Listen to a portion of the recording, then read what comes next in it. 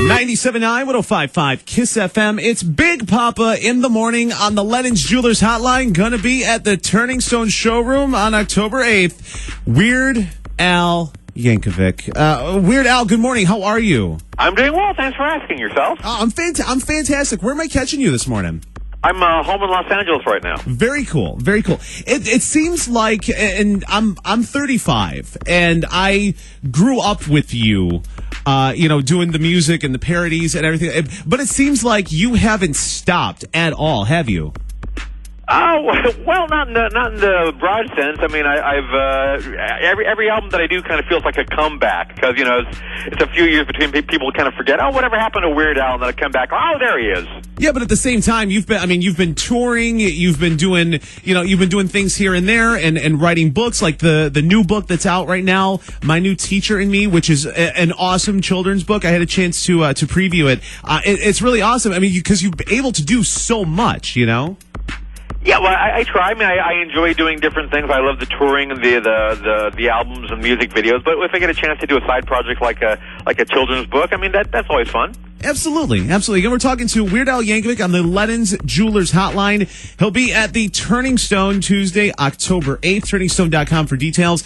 And the new children's book is out now. My New Teacher and Me is the name of it. And of course, you can follow him on Twitter as well, at Al Yankovic.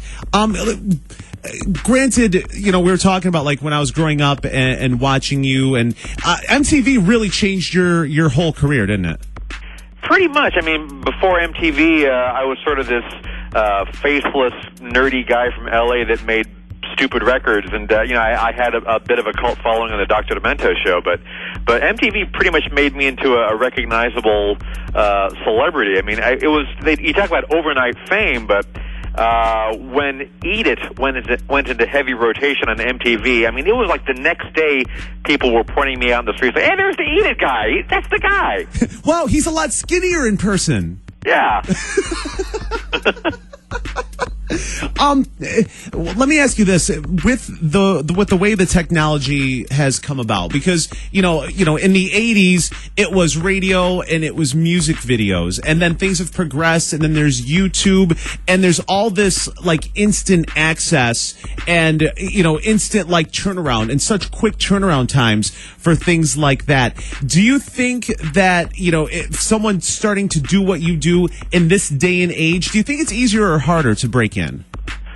Probably easier just because there's more access. I mean, when I started out, the only person that would play my material on the radio was Dr. Demento. Right. And, it wasn't, if you weren't Weird Al, it was kind of hard to get your parodies heard. But now, of course, with YouTube, anybody in the universe can upload a song, and if it's good, people will find out about it.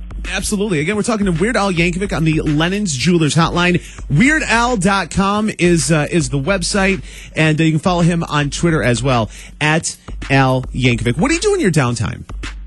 I've got a 10-year-old daughter, so she takes up most of my time when I'm not on the road or actively working on a project.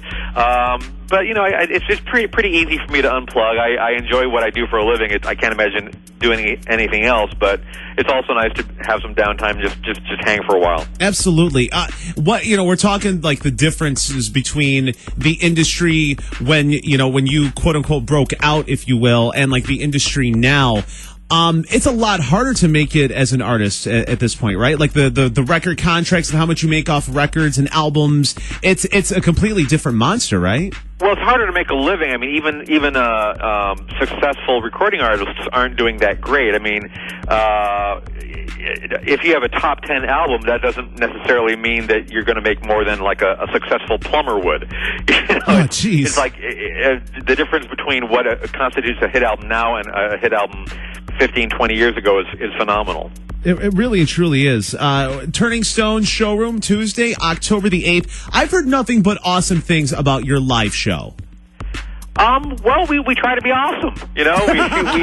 We've been doing this for a while, and I've got one of the best bands in the world, and and we really put on a show. It's for the people that haven't ever seen it before. It's a highly produced theatrical, high energy rock show with costume changes and film clips, and it's never a dull moment. We try to give people their money's worth. And that's one thing I really appreciate. Like, I'm cool with spending money to go see a live performance, and I just love live shows to begin with. I love the energy. I love the feel for it, because every crowd is different. Every show is different.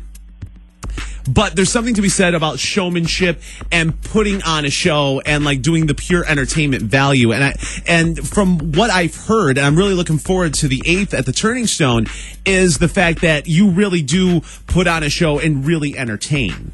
Well, we give it our best shot. I mean, I save up all my energy and put it all out there on stage, and yeah, I mean, it's I have a great time, and the fans seem to as well, and check it out. I think you won't be disappointed. Absolutely. Tuesday, October 8th at the Turning Stone Showroom, turningstone.com for all of the details. Talking to Weird Al Yankovic on the Lennon's Jewelers hotline. Is it true that your fans are pretty like hardcore and pretty devoted? That's how it comes across. Yeah, I mean, my fans across all spectrums, but I mean, the hardcore ones are pretty hardcore. I mean, I have tour chasers, people that, follow me from city to city like I'm the Grateful Dead or something, It's like, I look out into the audience, and the front row is the exact same from city to city. I'm thinking, wow. So, weren't you the same front row that I had like 300 miles away last night? Wow, that's now. With that being said, do you purposely because a lot of touring acts keep the same show from city to city because that's what's rehearsed, and especially with different elements and stuff. Do you feel like you have to try to change it up because you know that there's going to be a section of people right in the front that have seen it like the night before? Well, I feel kind of bad about it. I tell these people, it's the same show, right? It's the same show you saw last night and the night before, but they don't care. I mean, I wish I could change up the show more, but because it is so theatrical, it's sort of like, one costume change has to lead into the next one, and that has to lead into this, and everything is very, very carefully planned out, so I can't be terribly spontaneous in terms of changing the set around. Well, sure, and with costume changes, there's timing, and, there's lights and stuff like that, and obviously if you wanted to just throw in a random song, here and there, that's one thing, but do a complete 180 and flip everything around, it would just be chaos all over the place. Right.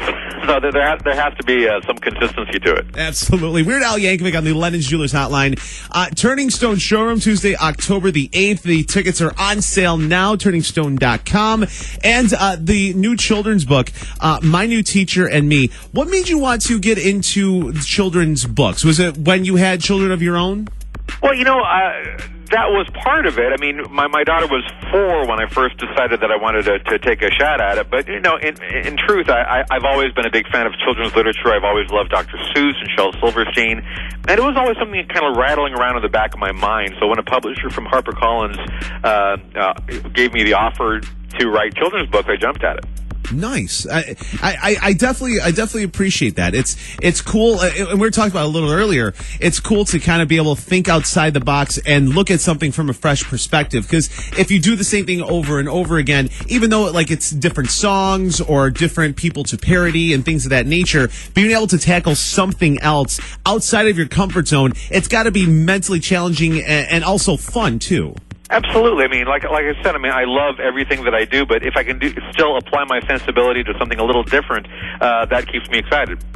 Who has been the most excited that you have parodied them? Because you don't need to, quote unquote, ask for permission, but you do as a gentleman's courtesy, which I think is absolutely awesome that you do.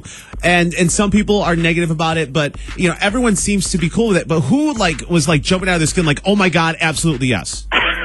I don't know about jumping out of their skin, and I couldn't tell you who the most excited was, but the one that comes to mind was when I did White and Nerdy. Chameleonaire, who did the original Ryden, he came up to me at the Grammys, where we were both on the red carpet, and he had just won for Rap Song of the Year for Ryden. And he thanked me, said, your parody is one of the big reasons why my song won the Grammy for Rap Song of the Year, because it made it undeniable it was the Rap Song of the Year. That's fantastic. That's awesome. That's got to be cool to hear, just on the back end and things of that nature. All right, so Is it a lot of pop culture at this point? Are you just waiting for like inspiration? Because I'm the guy who's driving around and I suck at lyrics and remembering lyrics, and some of my friends are lyric Nazis, but I just kind of throw in my own lyrics on all kind. Is that kind of how you start the process with that? A little bit. It's a little bit from like from being a little hard of hearing and saying, what did he say? Exactly. What? And just kind of going with it. All right, so is it bad that I'm almost expecting a Miley Cyrus parody at some point? Well, I don't know if I should do Miley again. I did a Miley Cyrus parody on the last album. I did Party in the CIA. So I would love to do her again, but it's sort of like, I need to, everybody else has to have their opportunity too. Absolutely. Weird Al Yankovic on the Lennon's Jewelers hotline. Let's see here. At Al Yankovic is Twitter. WeirdAl.com is the website. The children's book, My New Teacher and Me, you can get all over the place. And of course, the live show, Turning Stone, Tuesday, October the 8th. And I know you're short on time. I definitely appreciate the time this morning.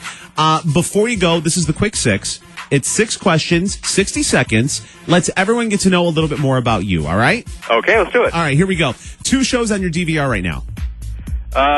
Breaking Bad, and I'm watching the season finale of Dexter, I guess. Favorite toy as a child? I had a Mr. Snow Cone. It was like a snowman that you'd make snow cones with. You're at the bar. What's your drink of choice? Club soda. Nice. You're going on a road trip. You stop at the convenience store. What are your go-to snacks? Oh gosh, snacks. Reese's peanut butter cups and popcorn. Favorite body part of the opposite sex? Pancreas. Favorite toy as an adult? My accordion. That's what's up. That's very cool. Weird Al, Lennon's Jewelers hotline, Turning Stone, Tuesday, October 8th. How are the groupies? How are Weird Al groupies? Because you have like the Motley Crue, and you have like a stereotype of what the groupies would be for like a Motley Crue show, and then you have like the hip hop show, what the groupies would be like for like that show. How are the groupies for like a Weird Al show? I've always been curious. I'm still waiting to find out.